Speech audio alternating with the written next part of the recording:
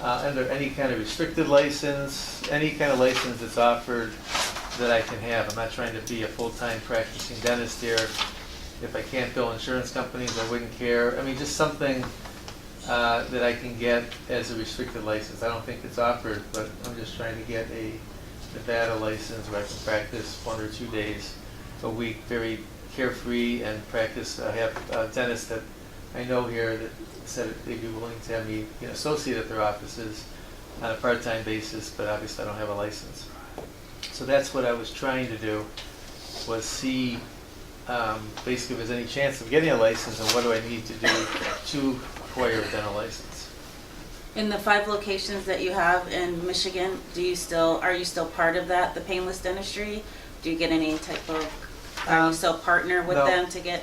I sold I had 4 offices on the painless dentistry in Michigan. I sold that business last year to a big group, and then I bought 1 single practice in Battle Creek, Michigan. So now I'm just a small private practice office in Michigan, but I have 2 associates working there.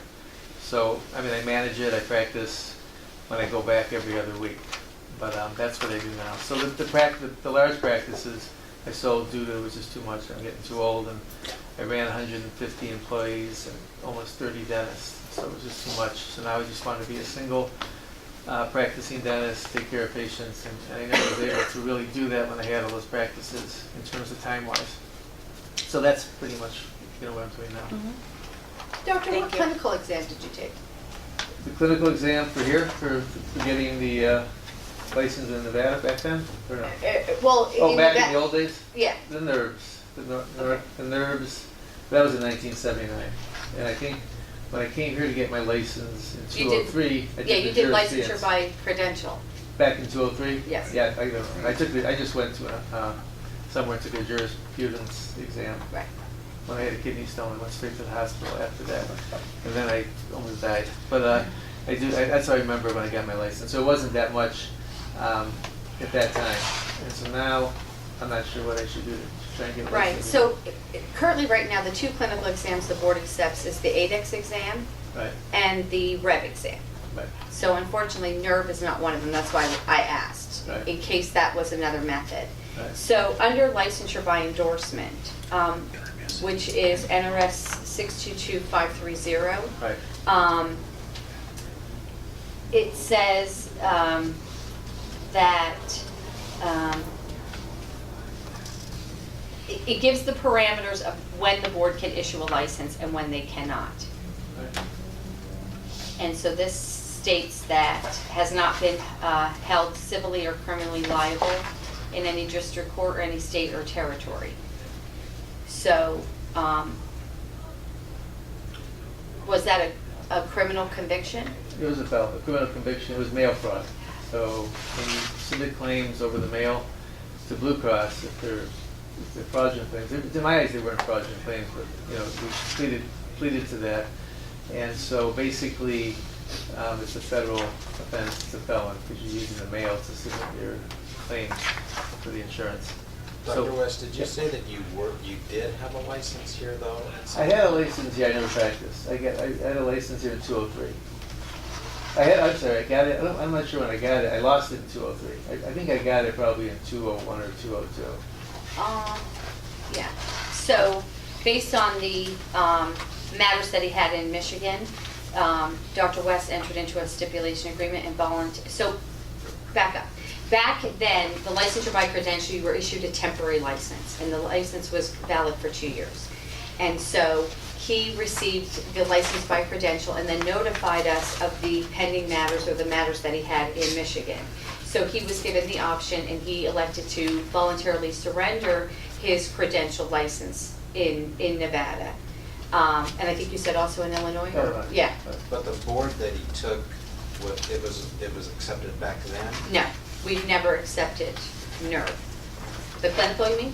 Yeah, licensure by credential was you didn't have to take an exam. You just had to be actively practicing and licensed for 5 years. It was the 5-year window that no one had to take a board exam.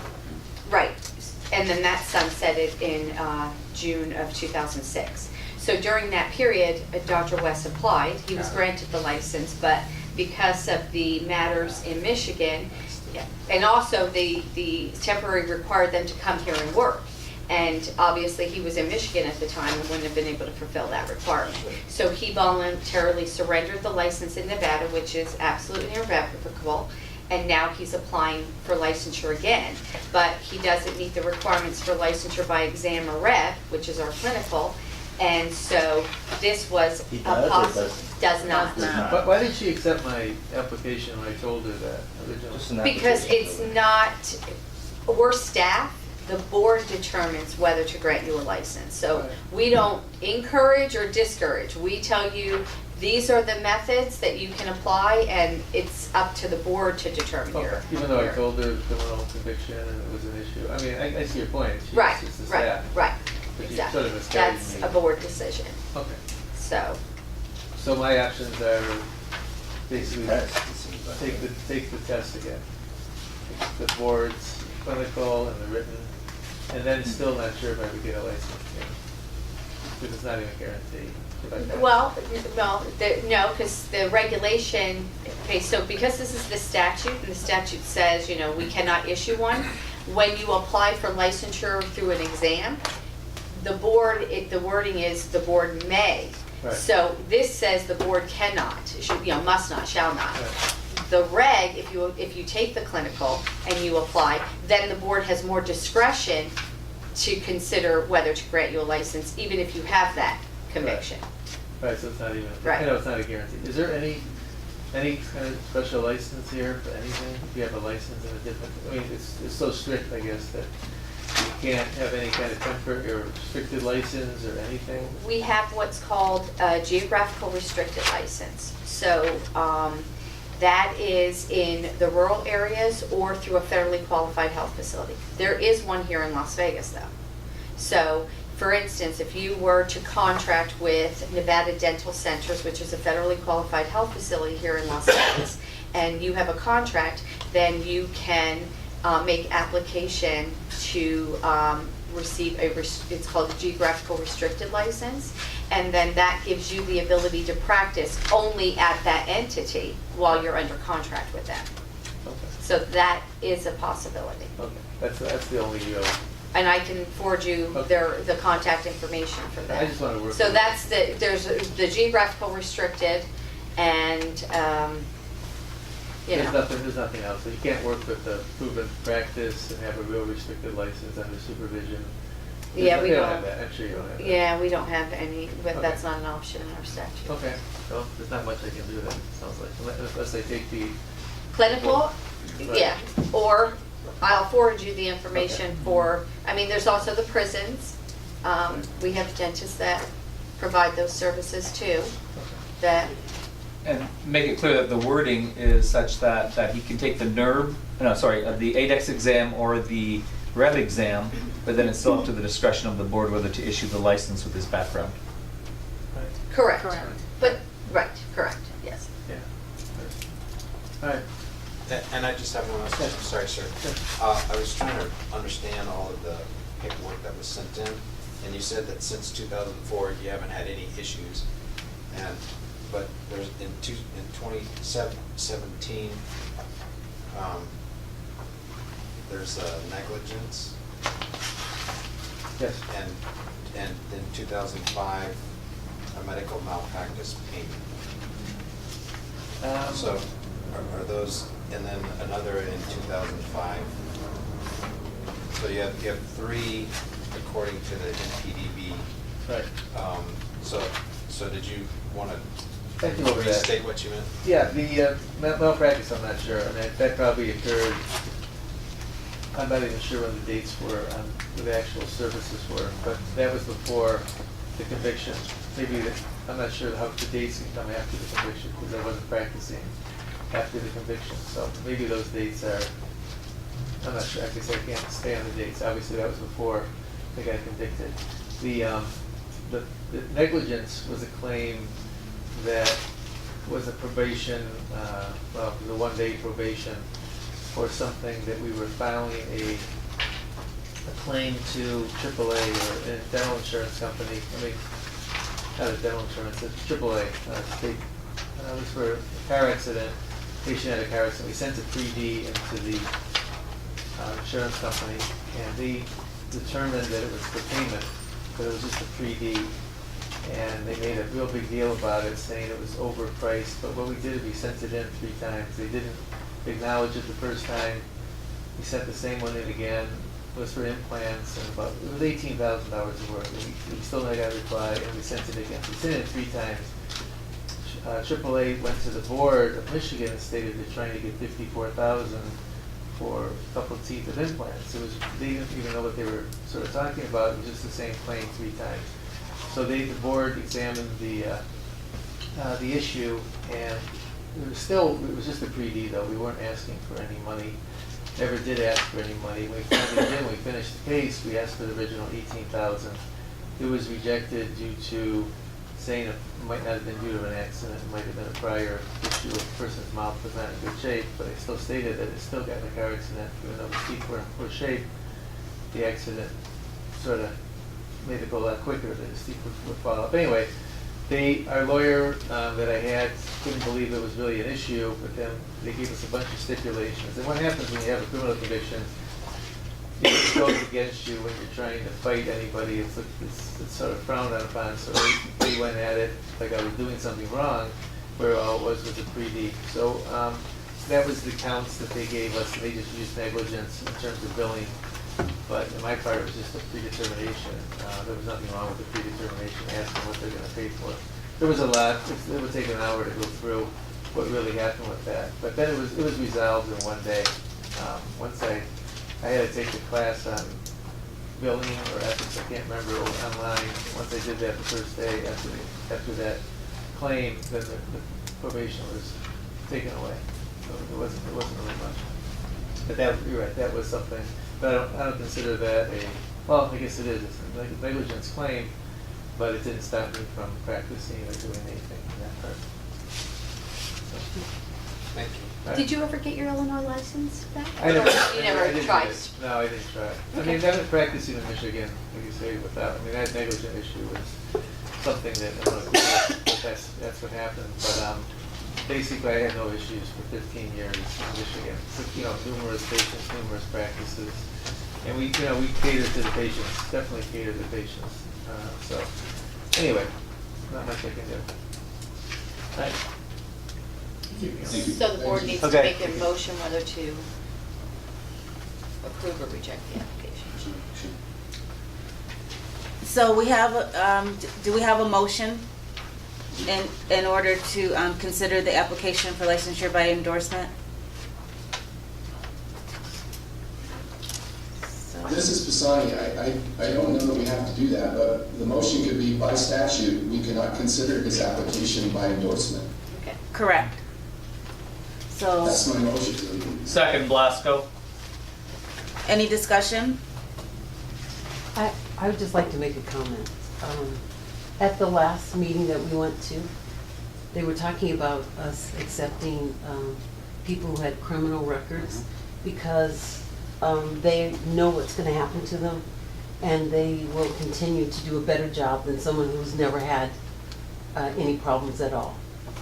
So I think maybe in the future, There's actually a bill that's Yeah. going before the legislature that will now allow someone to petition the board prior to even it's getting a dental or a dental hygiene education in our case.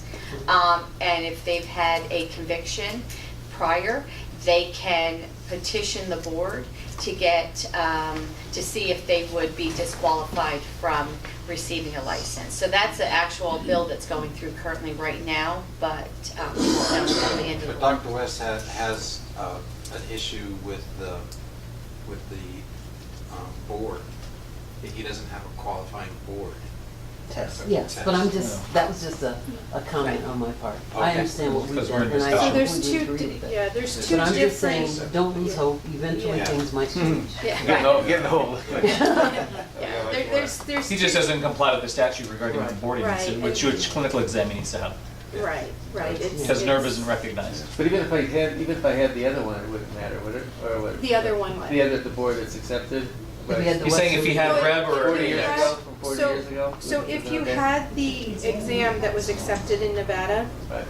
you could apply through the regular channels Okay. of application. So when you applied under licensure by endorsement, Right. the board is bound to the statute, in which case the legislature has told all of the occupational licensing boards that you can't consider an application for licensure by endorsement for someone who has a criminal conviction. Right. So, so that, it's just out of the board's hands. They, you know, they may want to give you a license, but Right. by law, they cannot under the That's what my attorney said. He circumstances. said you're really fighting something that you Yeah. have no chance. Yeah, But and what it's about all nothing, the people that have criminal convictions? They can't, nobody can get licensed. so you can get The way you licensed, were saying. but you have to, and it also depends on what the criminal conviction is. Right. If it has nothing to do with your practice and you Right. go through the regular channels, Right.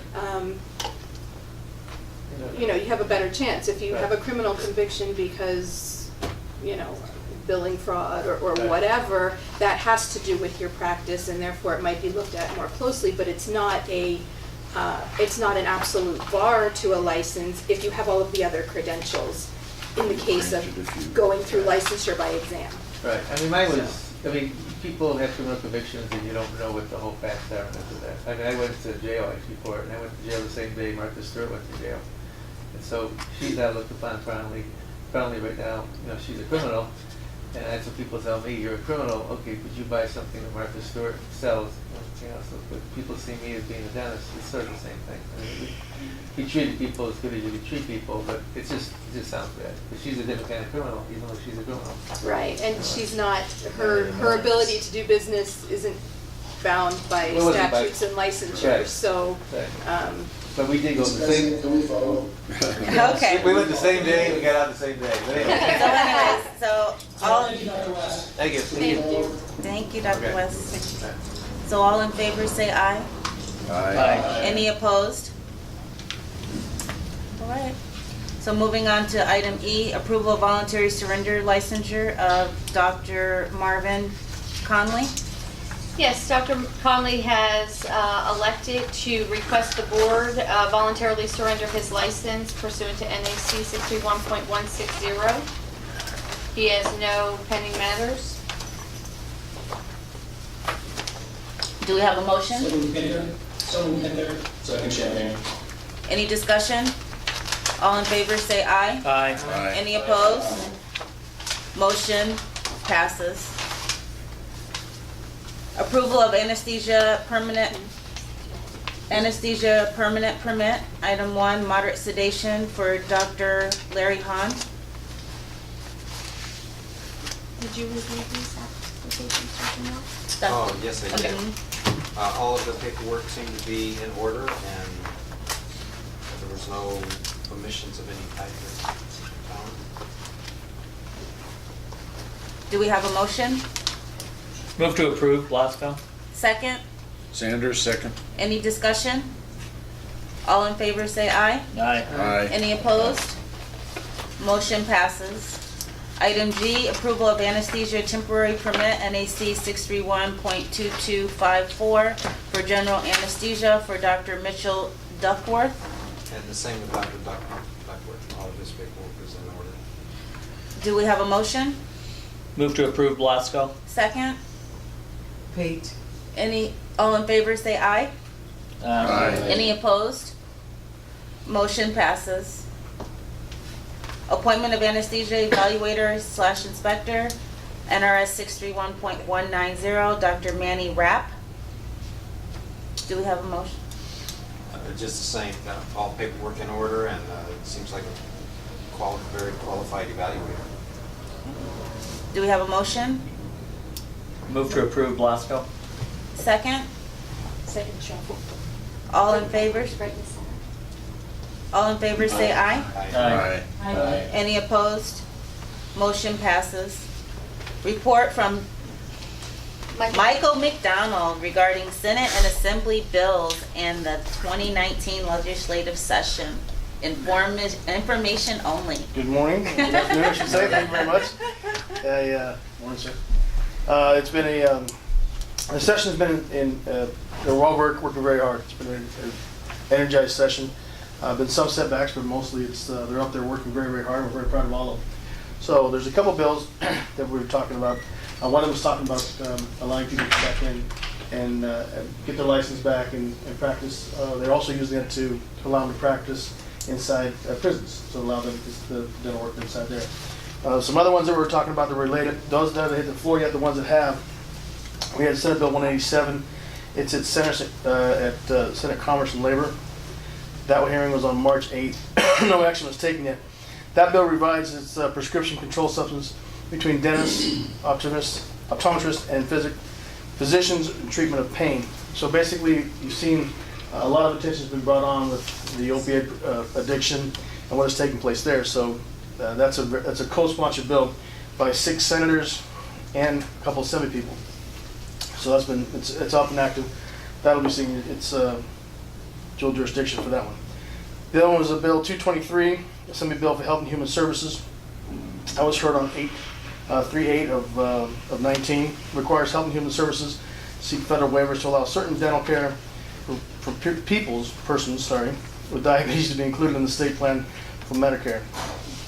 So what that is going to allow, basically, the Department of Health and Human Services to seek federal waivers to allow certain dental care for persons with diabetes to be included in the state plan for Medicare, make it appropriate to pay for physicians such care as providing other matters related properly there too. So these are some that are coming that won't impact you, but will help you. Basically. Did that move out of committee? That is, it was sponsored by Assemblywoman Deanna Neal, and that was the summary, the fiscal, no, it's moving forward. So on this also, I apologize, the effect of that is no local government, but state government, yes. So there's some bills that will affect us locally, some that won't.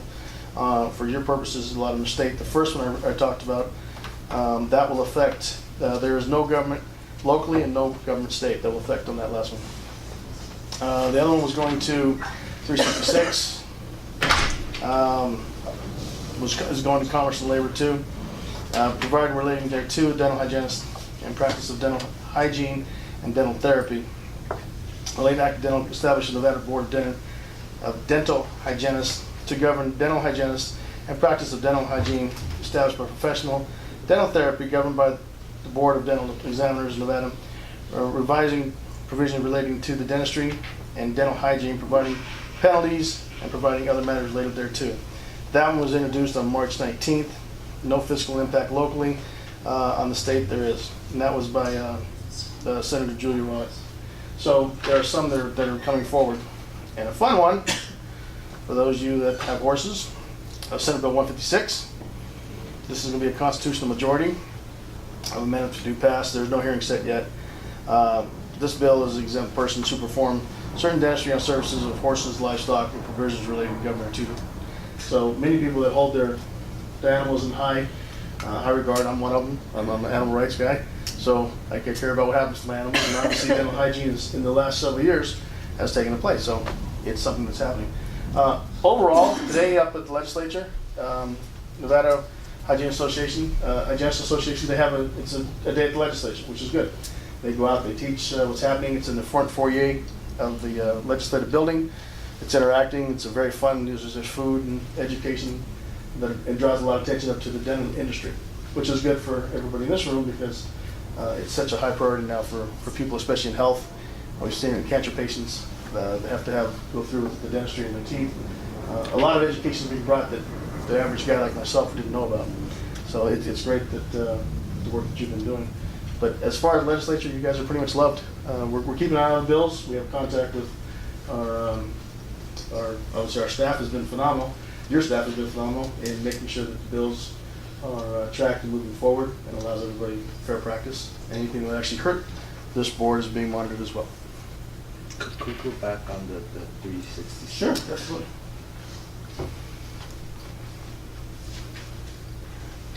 I apologize, I'm too fast. Is that the dental hygiene board? Mm-hmm. Yes, sir. What was that about? Yeah, no. Oh, that was in the 360. Yeah, let me put it back to you. So it's related to the dental care. So here's the act. So here's the summary one in. And that. No, I don't get the same thing.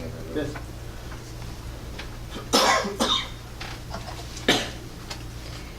Just so you know, Bill 366 is they're proposing to develop a dental hygienist separate board.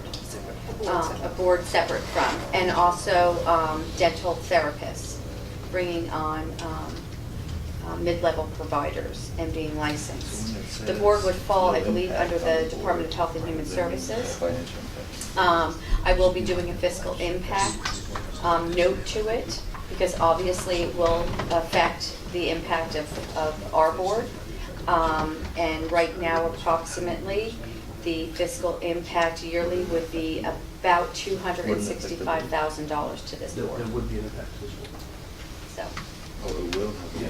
it will have an impact. Of about $265,000 a year. So we believe on that one, 366, I'm not speaking for anyone in this room, but in talking to some of the legislators who are winning, we think it's duplication, a duplication of services, and in talking to them, it just creates another layer of government for people that are seeking help. But they've been very open to conversation about it, which is good for this board. And so, what about this established profession of dental therapy? Correct. So in some states, Minnesota's one of them. Alaska's another one. Alaska has it too. So they started creating dental therapists for access to care issues, because Alaska, in a lot of the rural areas in Minnesota, they have access to care issues.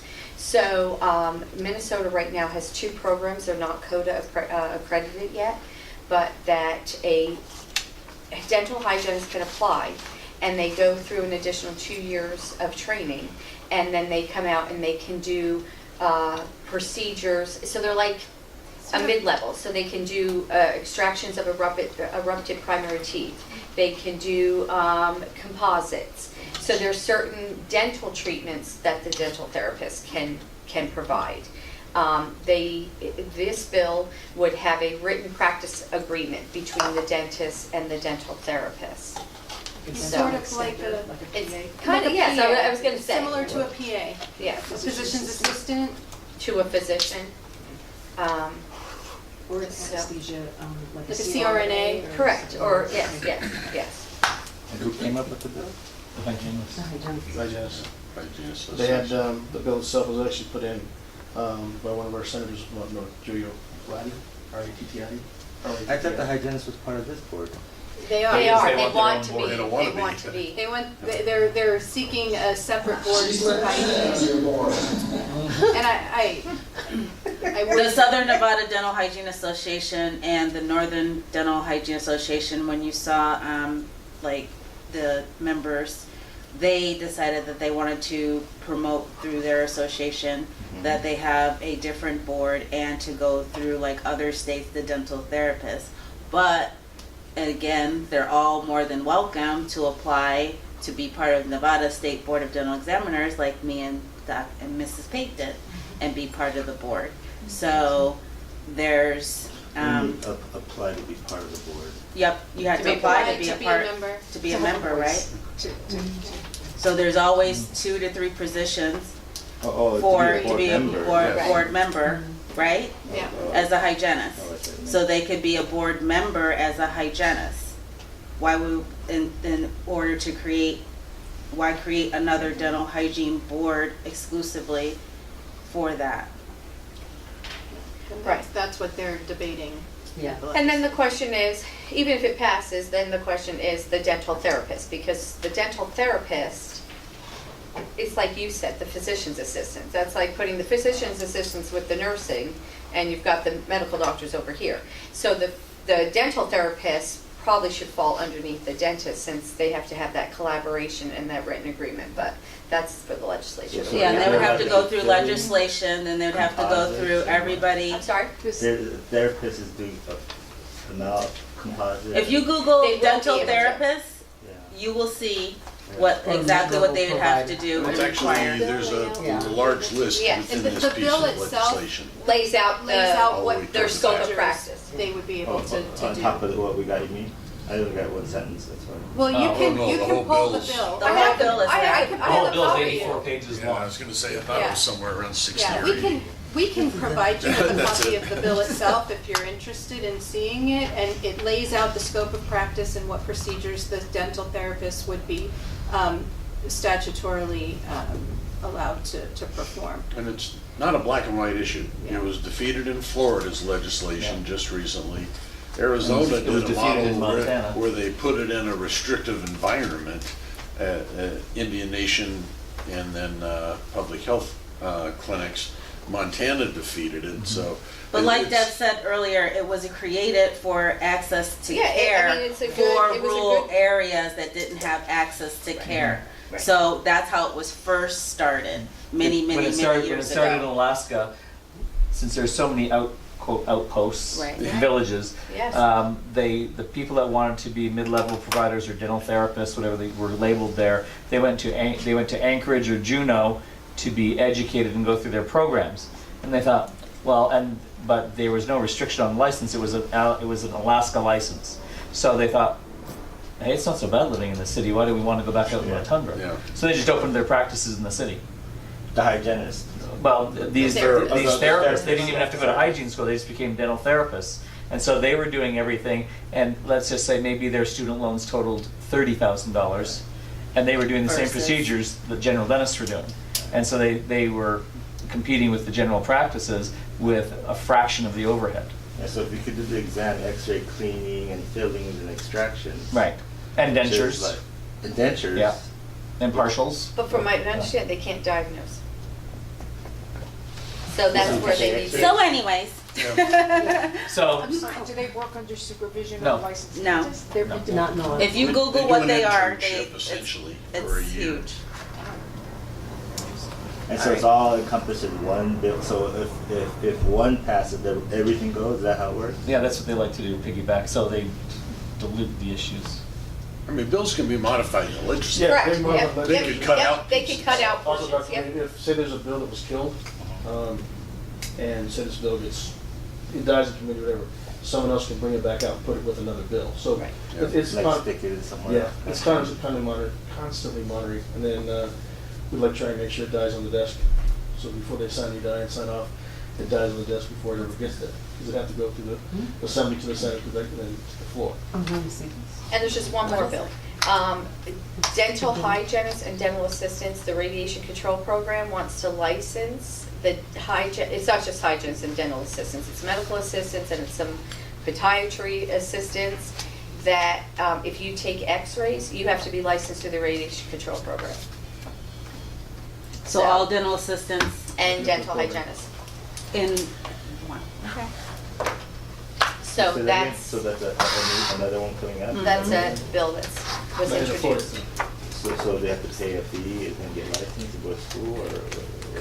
Well, yes, well, in our bill, it refers back to our education, like our regulations would require whatever education for taking radiographs or that they're adequately trained. We already have something very similar to that in our regs right now, but you would, yes. So the dental hygienist and dental assistant would have to apply for the license with the radiation control program before they could Move forward. expose radiographs. Too many government officials trying to look into your business. There's I mean, They don't know if they- seriously, yeah. there's a lot of bills that just dropped Yeah. within the last 3 week. days. Yeah. It's So how crazy. would someone like Dr. Lee go to legislation to say, I don't want that to happen, and vote? When it starts to mobilize and gets legs, we need testimony down here, and that's what probably have the doctors testify, because no one knows better than you guys. We're working with the legislature right now to educate them more. The bill hits for purposes of testimony. You can obviously be up in Carson City, and then also down here, if they have the Grant Sawyer building, you can testify down there. We'll put a list of scheduling when it comes forward. Okay. Thank you, Mr. McDonald. Thank you very much. Yeah, no you sing for us? Not yet. Thanks, Mike. So we're gonna go to item C, the committees, if they have any information to, 7. oh, 7, sorry. 7 A's me, this is Dr. Panther. Thanks, Mr. McDonald, for giving me my report. I have to give a report. Thanks to Deb for disseminating the information. There's 6 Senate bills, 2 Assembly bills. Obviously, we just talked about SB 366. which will have a large fiscal impact on the board. So I would just ask that if you have any questions regarding these bills, direct your questions to Mr. McDonald or Deb, and that is my report. Thank you. The only request, do you want these bills sent to you? Well, could you send us a link? The links? Do you want If the any of links? the board members have any questions regarding the bills, let's go ahead and ask you, direct a question to you regarding any information you want from the bill. Dr. Moore, Dr. Lee, you want them to email you? You good? Yeah. Yes, Betty So does. if we could send out a board email just to give us the links. Yeah, just the links to go. You can also And go it's on never gonna be the same, to, no. what is it, it's leg.nv.gov, and there's a link to all of the BDRs and bills, and if you hit on that link, and then you can just put in these numbers, and the bill will come up. So Say that one more time. it's leg.nv.gov, and it's over on the right side of your screen. Left side. No, right side. No. It's www.leg.state.nv.us. And when you get on, it's on this side. And it's the top, you'll see Nevada Legislature. You'll just hover your cursor. You'll see the 2019 session. And then when you get in, you can either pick Senate bills or Assembly bills. I always do bill search, and then I'll put in like dentistry or dental hygiene or occupational licensing, and then it brings up all the bills that, so you don't have to, you go into each one of them, but I like to see. To answer your question, President, yes, I would love a link. Okay, got it. I could do that. So we have decided that Ms. Deb, Executive Director, is going to send us a link for all board members. Thank you, All Deb. right.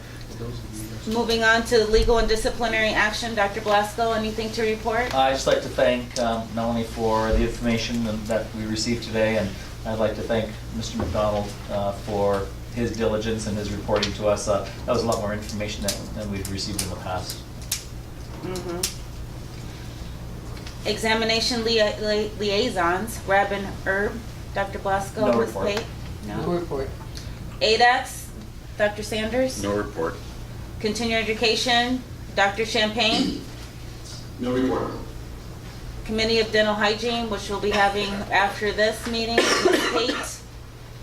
And then Anesthesia, Dr. Moore? Anything to report? Just glad to have Dr. Johnson back on, thank you.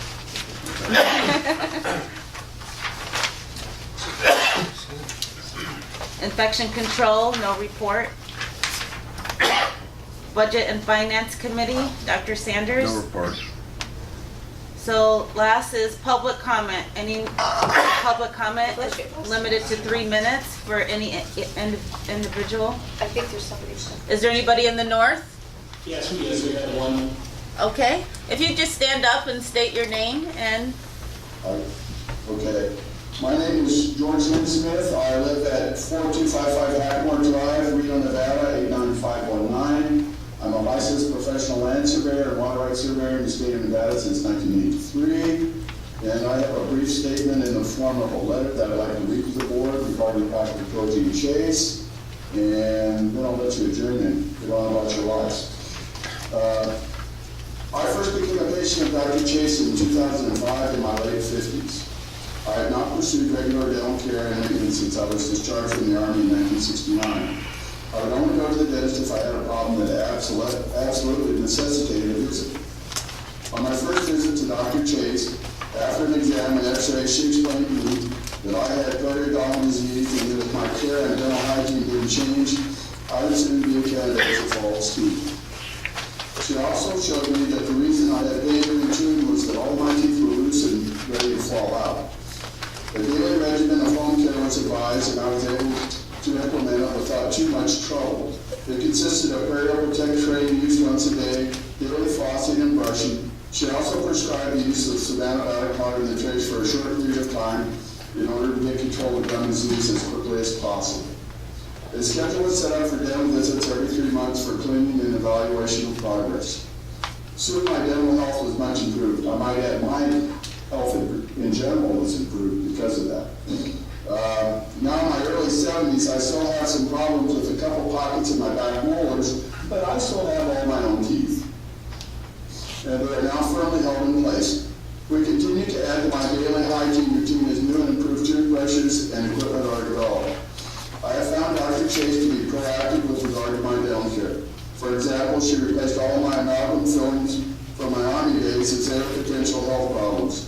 She is very thorough in explaining what is going on, what a procedure is expected to accomplish, and any available treatment options. She carefully considers new ideas and procedures before she implements them to ensure that they will first cause no harm, and secondly, they will benefit the patient's situation. She is also very gentle. I rarely required anything for pain during any of her procedures. In fact, she's never given me anything for pain. And she still has all the fingers on my head. She always puts her patients and their comfort first. Professional land surveyors have a requirement for continuing education in order to maintain their licensure. I know dentists, like most professionals, have similar requirements. I know that Dr. Chase regularly attends classes and seminars aimed at keeping her up to date with advancements in the practice of dentistry and improving her expertise. Many of the ideas and procedures presented at these continuing education are beyond the normal standard of care or practice, but they have been carefully studied and evaluated scientifically and found to be sound. The purpose of continued education is to keep professionals up to date on new procedures and concepts. This is the only way that professional advances to the standard of care realistically can be made. If continuing education consists of only relearning old skills and practices, what then is its benefit to the profession? Like I said, I'm licensed as a professional land surveyor, so I'm familiar with professional requirements for ethics and client relations. I've always found Dr. Chase to be highly ethical and honest in all her dealings with me. She always takes the time to fully explain procedures and the results expected. I have seen no reason to doubt that she treats all her patients this way. I would hope that this board, after careful consideration, will find it appropriate to reinstate her license. I would be happy to address any questions you might have. Thank you. Thank you.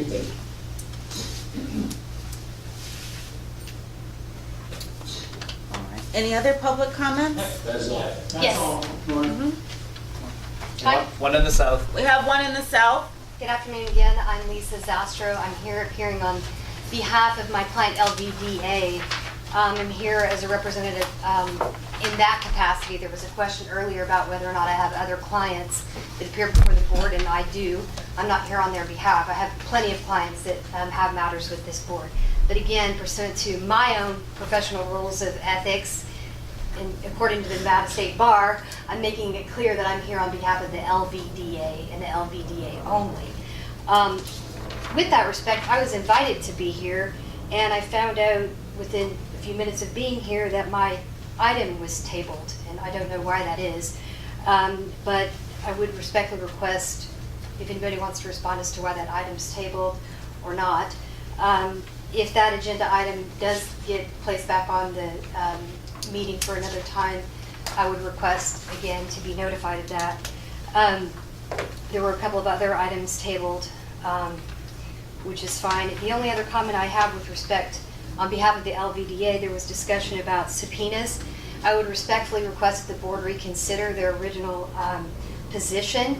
I can tell you that the Nevada Medical Board of Examiners have adopted Rule 45 with the issuance of subpoenas because their Rule 45 is the Nevada Rule of the Nevada Rule of Civil Procedure. It lays out exactly what is required and how subpoenas, they're not pro forma, it's not just a signature that's required. You have to issue a subpoena based on a legal basis. So it's the LVDA's position that the board should really take this issue to heart and vet it, maybe go to a committee as was recommended prior. In addition to the NRS 631, this dental board's obligations, you have obligations under NRS 233B and the other administrative codes. And you can look to other boards for guidance as to how they issue subpoenas. I would also respectfully advise this board that NRS 631.360 is the only place in your codes that allow for subpoenas, and those are allowed in the formal hearing process. So if one of my clients for the LBDA or one of my other clients is in receipt of a subpoena that's issued unlawfully or not in compliance with your own codes, we're going to be fighting that. I also heard comments that subpoenas are issued in very rare circumstances. That may be true. That's not my experience. I've seen that they're always attached to notices of informal hearings. So be that as it may, if any of my clients are in receipt of illegal subpoenas, that's going to be a problem for me and for my clients. Again, I would respectfully request that this board take this issue very seriously. Subpoenas implicate all kinds of constitutional rights, Fourth Amendment rights, etc. Thank you. Thank you. Would you like to introduce yourself? I see you there, but Yes, this is the first time I've been to a board meeting. My name's Tom Brooksbank.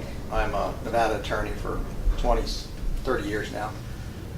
Unique thing is I was practicing dentist in Pennsylvania for the last 10 years, and I sold my practice and come back to Nevada to practice law for the next period of time. So I just wanted to come see how the board operates, see what goes on, and I'm glad to be here if I can be of any assistance to anyone. Thank you. Can I ask, what is your specialty? What's your legal specialty?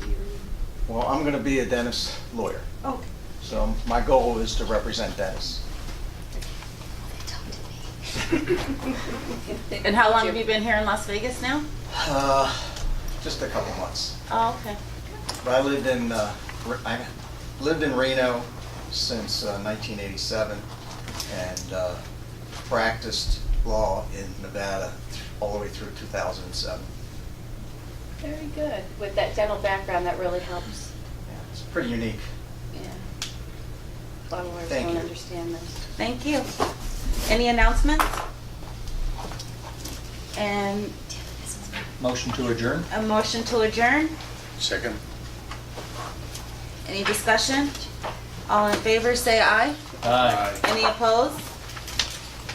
Well, this meeting has been adjourned by Madam President. We'll take what, like a 10 minutes so I can go get the other book for the Committee on Dental Hygiene? Yes. I'm getting started pretty quick. I hope so. We're waiting for Melanie She's coming in right now. and Deb. Okay. But I'm ready to start because we are already, Yeah. and there's no lunch here, so you can only go so far on coffee. But, can we start? Yep. Okay.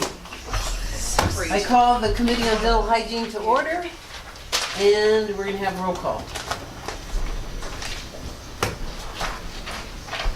Oh, sorry. Nope, me. Yep, it's Miss Pate, here. Miss Bethea, Here. Miss Shadler. Here. Dr. Moore, I am here. and Dr. Pisani. Here. Dr. Moore is really a visitor. Right, but I have to do it when he's here. Yeah. Okay, I'm sorry. What did you say? I don't think she could hear us. I couldn't hear what you guys were saying because of the jet flying over. Oh, I thought it was an airplane taking Oh off. my gosh. Yeah, that's what it is. But over there, not here. Can you hear us And what did now? you say about Dr. Moore? He's sitting in on the meeting. Oh, okay. Yeah. So we have a quorum, yay. Public comment. I see no one. Moving on. Do I do the minutes now from the last meeting? Those were already approved. They're already approved, so they don't have to be done. Nope. So we're gonna go to new business. A discussion regarding whether hygienists can perform cold sore treatments on patients with a laser.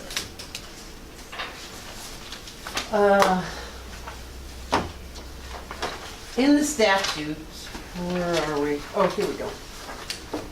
It says, you can use a laser that has been cleared by the Food and Drug Administration to perform intersulcular periodontal procedures or tooth whitening procedures.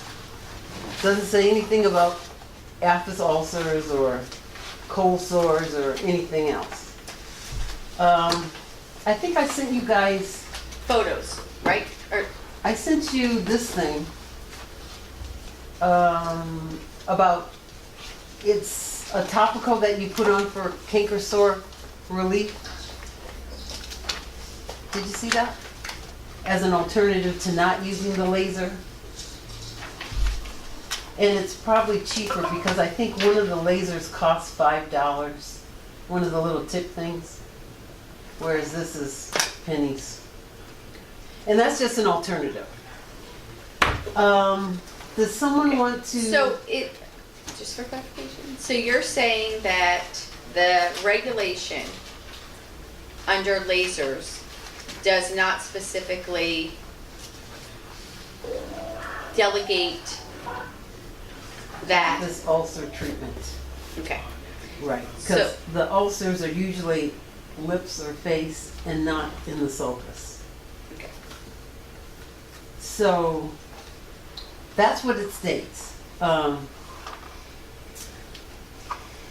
I don't know how you feel about changing it, and if we did change it, what would that involve? Well, nothing could be changed till after the end of the legislative session. So the earliest we could hold a public workshop would be in July to change it. So first you have to hold a public workshop. Correct. Gather up the language, Uh-huh. hold a public hearing, A or a public workshop or hearing to Same thing. discuss. Where they talk. with the Correct. people. And then if the board approves the language and wants to go forward with changing the reg, then it would go to the LCB. They would go through it to make sure it doesn't conflict with any other, come back, and then we would hold what's called a motion to act upon, or a notice to act upon. Well, I think it's, I think our duty is to recommend to the board Correct. items. I don't know how you feel about hygienists doing laser for aphthous ulcers. Can I just get a show of hands for and against? For, For? And Dr. Pisani, are you for? Yes, sir. Chandler? Yeah, I'm against it because I don't think it's worth the process. I don't know that there's that much need out there for a hygienist to actually be doing that, to make it worthwhile to go through the whole change of the statute. I just don't understand, that's a real need for our public. Are they being deprived? I don't think so. I don't feel that they're being deprived. I think it would be done as a gratuitous type of thing. Just the patient comes in, they have an appointment today for hygiene or with the doctor, and have an aphthous ulcer or a cold sore on their lip, and that to me should be just kind of like a freebie. Do it, just to help the patient, not necessarily for a charge. Because if you're not touching the tissue when you're using the laser, so it's just high heat being held over top of the lesion. So just to do it, just to help the patient. Being a layperson, could somebody mistake something that they might think is a cold sore and it be something else? Yeah, that's possible. Don't you think It's so? possible. But usually a cold sore is pretty obvious. Most other. Is there a Lips. lot of, I never think, knock wood, have Give had me a cold either. sore, but I've had my hygienist gets them, and she, this is an anecdotal story, she was not laser trained, didn't believe in them, didn't like them, anything like that. I got laser trained, had a laser, treated her cold sore, and the next day obviously she felt better immediately, Cold sore didn't last nearly as long or as in duration, etc. And she went and got laser certified. And I mean, she's a giant proponent of it. But I think cold sores are fairly straightforward to diagnose. I mean, the patient comes in, they're complaining of pain, you know, aphthous ulcers, and I don't know. Well, the issue that I see is, one, we can't diagnose that it is a cold sore. But we do have patients that when they come in, you don't want to work on them if they've got one, because if you open it, it's going to spread all over. So you can't work on them. So they've already come in, and instead of sending them away with nothing, at least you can do this for them. I know, but as far as... So they would have to see the dentist. The dentist would then say, you have a cold sore, and then Yeah. I authorize the hygienist to do laser? Just like I think that's the only legal way to do it, right? The way I see it. So Dr. Pisani was saying basically that he's saying that in order to do it the way we would have to change the language, and is it really worth all the steps you would have to do to go through the language to change it? As far as Let me say, I think the treatment is excellent. I mean, I think anybody that can do that and help a patient is great.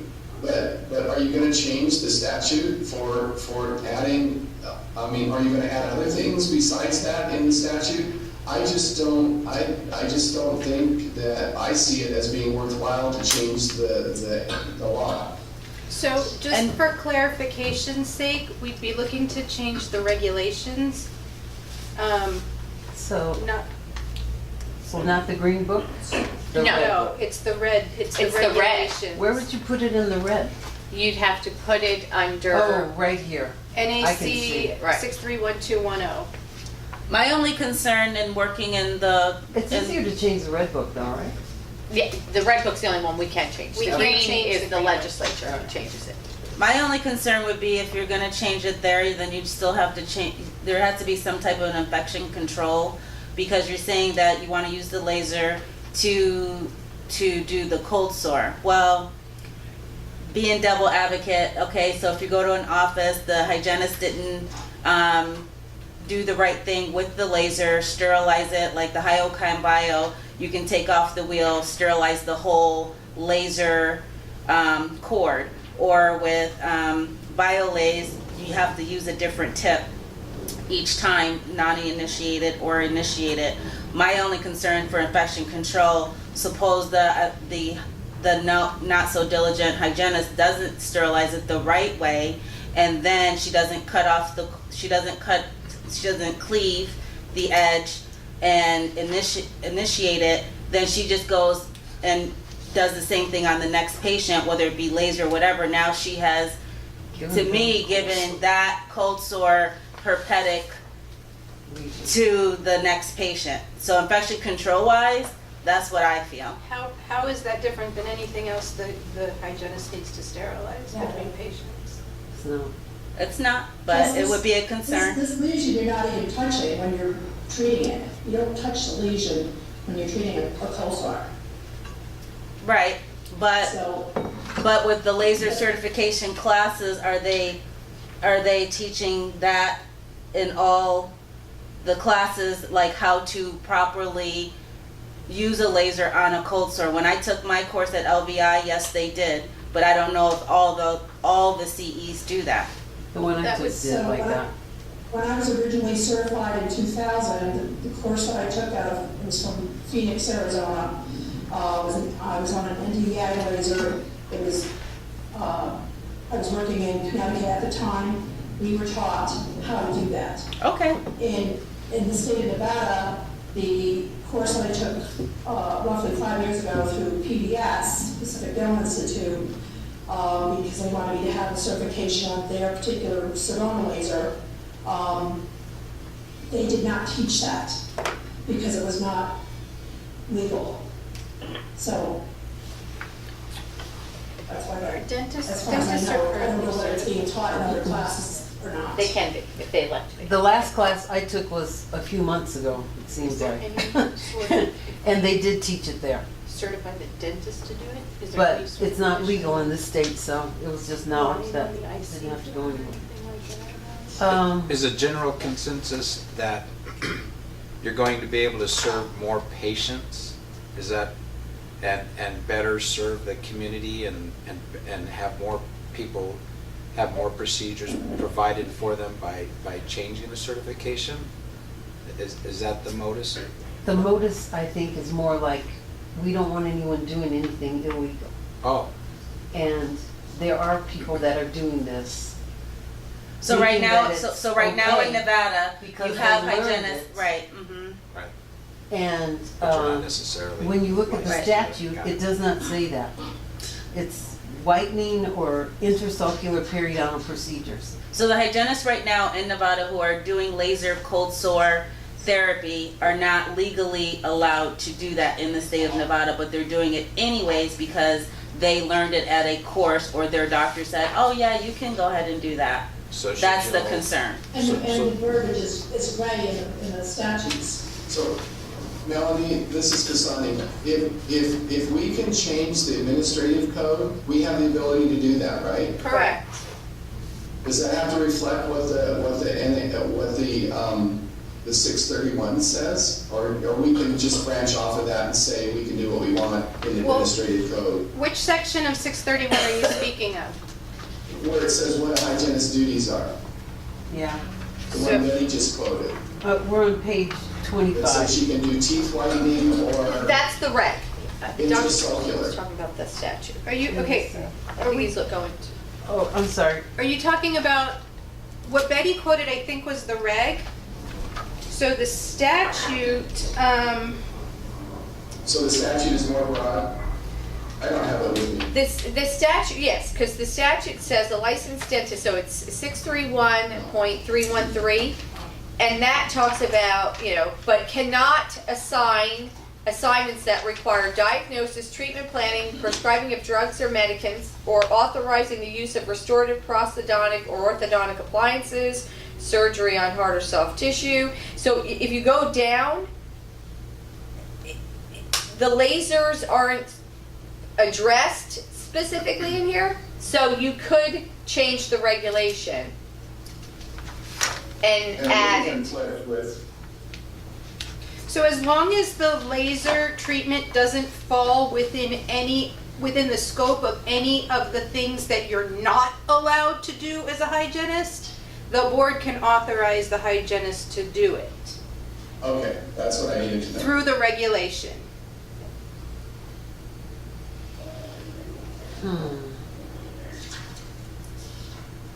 So for instance, the hygienist wouldn't be able to diagnose the cold sore.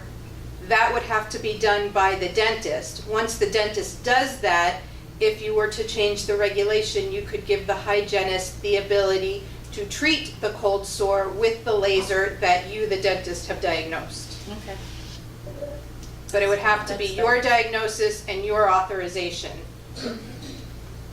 So as a And your committee, supervision. Is there any harm in putting this in front of the board and let everybody decide? No.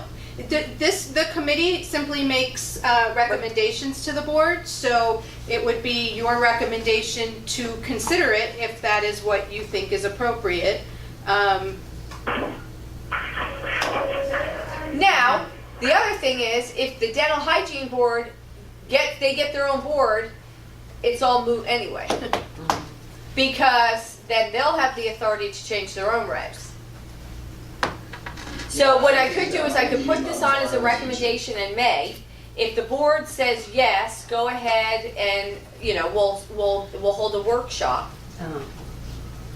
That won't happen till July anyway, and by then the legislative session will be over and we'll know where everybody stands or where. That's a great idea. Okay, so, when I originally said I was against it, I thought we would have to change 631, but if we can do it through administrative code, I'm probably okay with that. I think people are doing it anyway, and it's probably not a big safety issue. I don't know that people are gonna be harmed because all the hygienists have to have a laser course supposedly, right? Right. Yes. So, Betty, I'll leave it up to you, you're the chairman. If you wanna present it to the board, I'm okay with it. Well, I think we should present it because there's also another issue with this thing. In that somebody called the board and wants to have a definition of intercircular periodontal procedures. And to me, I was like, intercircular, that means in the pocket, where, you know, where the floss goes. But I don't know if they're looking for, do they want to hear about subgingival curettage, laser treatment, calculus removal? I'm not quite sure. I don't know. Well, curettage would not be subgingival. Intercircular periodontal That's procedures. intracircular, not Yeah, that's super. That's curettage. Curettage is also. And that's what C is. It's intracircular periodontal procedures, which could be laser, it could be mechanical, Yeah. it could be irrigational, it could be anything. So, Well, somebody it seems wanted like a it's very defined. definition of intercircular periodontal procedures, and I'm like, Term used in our. yeah, That's- it's all good. No, in the sulcus, that's what they're yeah, asking. like Yeah. flossing. For what purpose? Because I'm I guessing. could understand if they want it defined, if let's say our reg said, hygienists can perform intracircular periodontal procedures. Okay? If that's what it says? Uh-huh. Yeah. That's what it says. Oh, that's what I just asked you. Exactly. Yeah, I don't remember seeing that term. That exactly is what Okay. it Oh, I says. thought you meant, But is it somebody defined? No, wanted no, no, no, a no, no, no. definition of that, So, according to Stacy, and But I was like, would- well, that's our thing, it's on the next page, I Where is think. it? Okay, are we On done? the Let's backside. first go, is that like the next item on the agenda? yeah. Okay, so let's finish up this one. So we Alright. need a motion that that the committee's gonna make a recommendation to the board to entertain changing NAC 631.210 to allow dental hygienists to utilize a laser for cold sore treatment. Don't say cold sore, it What sounds is it? horrible. Aphthous ulcer. Listen, I call it cold sore. I know, Can we call it everybody does, herpetic but. ulcer? After it's ulcers, It's herpes. Yeah. but I think you need to be clear to say, once the dentist has. Oh, no, that's in the reg. Oh, okay, that's in the That'll reg. be all Okay, being got put it. in the reg. Okay, Yeah. Okay. Yeah, okay, I'm happy with that. And who made that motion? somebody has to make that. I can do that as the chair? Can she? Yes, right? I don't know. All right. You Someone do it, else Bethea. Somebody else made Mrs. it. Bethea. I motion. Thank you. And who's Second, gonna say? Shattuck. Thank you so much. And now, is there any further discussion? There's no harm in discussing, so. All in favor? All in favor, say aye. Aye. Aye. Opposed? Nope. Okay. Moving forward. Oh, The next one. Can we go out of order? Yep. Let's go do C. Discussion to determine if the board would like to define intercircular periodontal procedures. So wait, does it say that in the? Betty, this is Basani. I think it's defined just, I know, Just the way common it is. sense would make sense to me. Right here. yeah. Okay, I mean, so- I think it's a dental term. I think everybody knows what that means, and it's broad. I don't know why we have to define it. Okay, let's, you wanna make a motion that, I'll make a motion that we don't have to define intracircular periodontal procedures any further. and who Second, wants? Shattuck. Very good. All those in favor? Aye. Any? Ayes have it. Now let's go back to B. Request from the American Academy of Dental Hygiene to become the automatic provider, approved provider of CE related to DH, blah, blah, blah. Okay, so what okay. So from my understanding, the American Academy of Dental Hygiene, Inc. is the, I don't want to say the provider or the It's entity equivalent that, to, that handles all of the American Association of Dental Hygiene courses. Is that correct? That is correct. But it's not correct. Okay, what is, she's with the American Academy. Hello. What, Cindy Finari, and I went into the invitation to should be in on this call. We're not providers, we're approvers. We approve the courses. Providers come to us and ask if their courses meet the standards to approve them. So let's say in your rules you have the American Dental Hygienists Association, correct? Yes. Now, we approve the courses for them. Say people going to, we have many groups that apply for our approval. Colleges, universities, international associations, states, even private parties, people who put on courses submit to us their courses, and we go through, an evaluation process. We make sure they meet the standards of quality education, and we give approval. And then someone else provides the course, like the Nevada Dental Hygienists Association could provide the course, but the academy, just the way you have the Academy of General Dentistry also listed in your rules, approve these courses. They're providers too, but we're not necessarily providers. We approve the course for providers. Okay. I know We understand that. wordsmithing there, but Yes, you're like the AGD.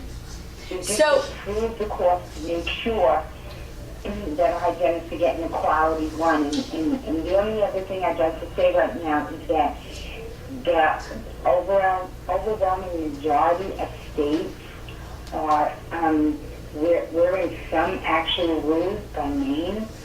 We're in statute in a couple of states, and I'm on this campaign to get all the states on board, and I've got written confirmation from so many other states in the country that are allowing us to approve courses for your approved providers.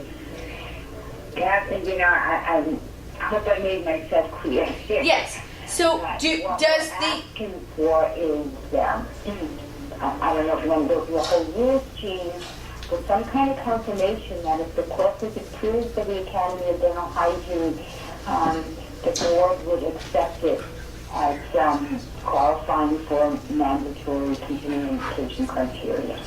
That's it in a nutshell. Thank you for allowing me to give that input. and I appreciate that. So right now, the way our regulation reads, that the course is approved by the American Dental Hygienists Association, and you're saying that you are actually the approving entity, and then the American Dental Hygienists Association puts on the course, and they're the provider. They're the provider, and we have approved the courses for them. Is there any courses that the American Dental Hygienists Association hosts or provides that do not go through your organization? I can't say that for sure. I don't know. I thought it said in your material that you don't approve any political or personal benefit to hygienist course.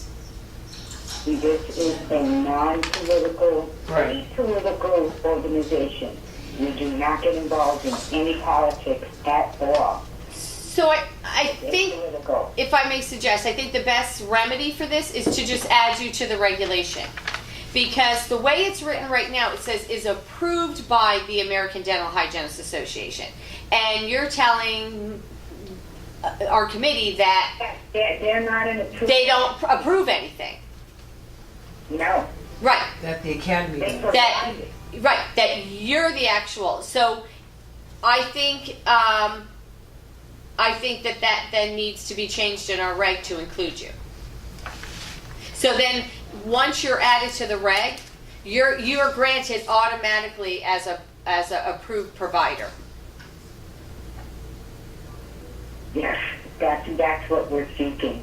And if the state of Nevada has any questions, I have sent out standards. I told you the whole process. I have sent them in, an email correspondence, exactly what our process is, what it goes through. what the standards are. And other than, my vocal guarantee, we have not had a state refuse any course we have approved since 1985. No, because the way ours is written, if the Dental Hygienists Association puts on the course, even though you're the party behind the scenes approving it, we would have no idea. Correct. Right. Correct. Right. We just assume the American Dental Hygienists Association is approving their own courses. So that's why I think the best way to handle this would be to just add you to the reg, and then there's no question yeah. Okay. And, do you want to make that a motion, Yvonne? Do we have a motion? I'm No, asking no, you. you're I making want you to make it. Oh. She said she got that president's hat on. You can't get her out of that seat now. She's like, you will drag my body off of this chair when it's cold and dead. Joe made the motion I made a motion Thank to add them to the regs. And who seconded? And, okay, great. All those in favor? Aye. Any opposition? Hearing none, we'll move forward. Okay, and just so you Thank know, you, the Winnie. process can take a while, but because you approve the courses for the the American Association of Dental Hygienists, those courses will be automatically granted approval here in Nevada anyway. The reason I'm adding it now is the fact that we now know that you're the approving entity, not them. The American. Correct. Thank you, ladies and gentlemen, to be able to give my input today. I appreciate it very much, and I also respect and applaud the work you all do for hygienists in the state. If you don't mind, if you don't need me, I will, sign off and you go on with the rest of your agenda. Is that okay for everyone? That is fine. Thank you so much Winnie. for taking time. Thank you. Have a good day. You too. Mm-hmm. Bye now. Bye. She do was the you- hygienist. She was the original hygienist in 9/11 to go to 9/11 and identify the bodies and show Winnie Furnari is like huge in New York and New Jersey She's because been of a her. delegate forever. Yeah, and she was the one who created the program for hygienists to encourage them to go for forensic hygiene in order to identify bodies. And she's the one who created that and now does programs and seminars and all that. Mm-hmm. Okay, Interesting. let's go on. Cute. Okay, did we do the motion in the second? I'm The sorry. motion, the second, Yep. we voted, and we're I'm good. moving. We're moving on. Moving on. Discussion regarding the proposed bill pertaining to the following information only. So you guys have already heard about that at the regular meeting. Yeah. The one So- thing I want to just say about that is one of the things in the new bill that I think would be of particular interest to the hygienists is that your application and licensure renewal fees double. So in this in the new proposed legislation, you go from $300 every 2 years to $600 every 2 years. And the application fee goes from $600 to $750. So that to me is probably Can you one hear of the us? things that would be Yes, most we can hear you. of interest. Joan is just shocked. She's shocked. And appalled. She says Be we're the shocked highest in and the appalled. country right now. Now the other thing And is, then once again, I will say Nevada is already one of the highest states of my license, the highest state that I have to renew in the USA. For stuff to stay here, what happens here stays here. It costs money. wait, so the $300 so $150 a year Is the highest. higher than other Yes. states? Other states are like 40, 70. Really? Yes. Nevada is the highest in the Well, United now States. you're it looking at happened raising when- it to $300 a year. And the other thing that you may have interest in is that they have basically taken our statute and simply Written No, they haven't rewritten it. They've copied and pasted into this new hygiene statute. it. But it So- didn't say it was, from when they had sent it in before, they just kind of sent that back. What did it say? Something about it was filed. That I think, I mean, I looked at the text yesterday, so whatever I looked at, I believe is the current version. Okay. And it's basically just taking our statute. Language submitted from 2009 legislative session. Yeah, so apparently they tried this before. Right, they did. Before I mean, I. Yeah, they tried it before. They tried yeah. it before, so I don't We're think they confirming, changed yes, they anything did. from 2009. So they just are renewing an old. Right. Yes. Okay. But whatever it is, if they did it in 2009, if this is the same language, it is the language directly from our statute. Right. And all they're doing is taking our statute and making a new board under the same rules. And, you know, I don't. It's all part of trying to be self-regulated. Yeah, which is, if that's what the hygienists want, that's fine. I just, it just seems like a lot of work and extra expense. So. We all know that. And. But no one always listens to us. And as you've pointed out, you know, hygiene is represented on our board. And is required for quorums and is required for votes and is required on the screening panel or the review panels. And so you do help not only self-regulate, but regulate in general. So And we have our own DSOs that are hygienists. So. And infection control. Right.